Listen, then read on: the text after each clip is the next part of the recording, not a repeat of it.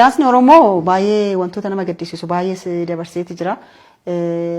Ammatti amma yeroo Booran deemnee dhufnetti nuti seenaa tokko dhageenya. Seenaan sunis seenaa obboleeyyan lakkuu lamaanii dhageenya. Tokko waraana bilisummaa Oromoo keessa jira, tokko immoo mootummaa wajjiniin hojjeta. Inni waraana bilisummaa Oromoo keessa jiru lola warra mootummaa wajjiniin taasisuuf gaafa dhaqee lolu obboleessa isaa sana argate. Obboleessa lakkuu isaa sana ajjeese.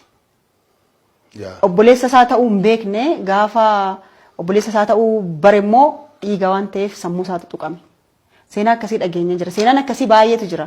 Sis immoo maatii kee keessa waan akkasii dhagahee jira. Akkamii seenaan laal wanni lafa qabsoo keessa deemtu keessatti wanni kaa'aman baratamaan. Qabsoo jedhannoodhaa amata 17 deemaa turte karaa keenyatti osoo inni Olimpiyaan 91 dura deemaa turte. Jaarmee lamaatu ture, jaarmee jajjabaa. Jaarmee Abaa'oodhaa fi A'ibaa'oo. Jaarraa fi Galaasaa hoogganaa. Amata 17 jaarmee lameen kun wal dhawaa turan. Gaaritti wal dhawaa turanii eega ol banillee 1991, 92 osoo kaampiin Tigraay jirtuutu maddi wal dhoyinu ture. Abbaan kiyya warra Abaa'oo dura hundeesse keessaa tokko. Gaafa Abaa'oon bakka lamatti iddaan baatu nis garee takkaa wajjin bahee jechuudha. Garee jaarraatti wajjin bahe. Gareen kun as bahee miti. Gareen kun gaafa wal dhawan ijoollee obboleeyyan wal dhawa. Obboleeyyan maatiidhaan wal dhawaa. Osoo jiruutiin anis gubbaan dabalee jechuudha. Abaa'oon seen. Abbaan kee isiira amma Ayifiloo isiira.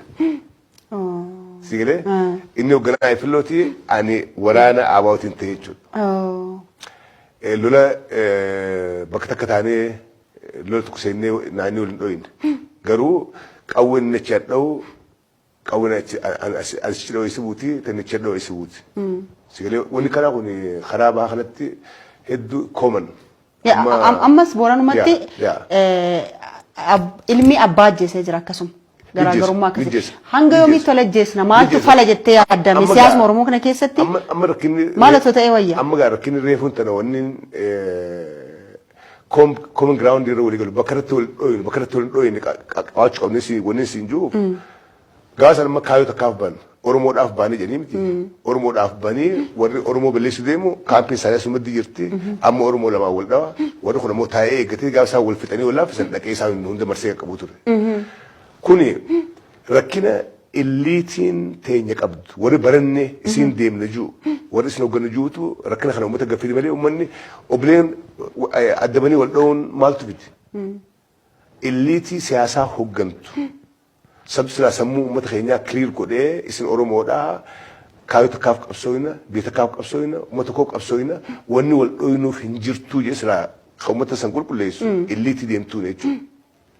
So ammallee wanni deemu jira uuma sani waan kana hambisuudhaaf akkami Oromoo fi Oromoon kaayyoo irra wal dha'uun ni qabanii barkasi Oromoo fi Oromoon kaayyoo irra wal dha'uun ni qabanii hin qaban yoo hin qabaanne waan waliin galcha irratti waliif gallee tere waliin galle guduunfannee kaayyannee uummata keenya duratti oofuu danda'uudha. Kana keessaa boon ispeeshaalii dargaggeessi maanta dabalatee kolleejii bahaa jiru ijoolleen young generation waan abbootiin teenya kalee godhaa turte takaliitu sheera qabnaa arra deebi'uun wanni kana caalaa nu agarsiisu hin jiru.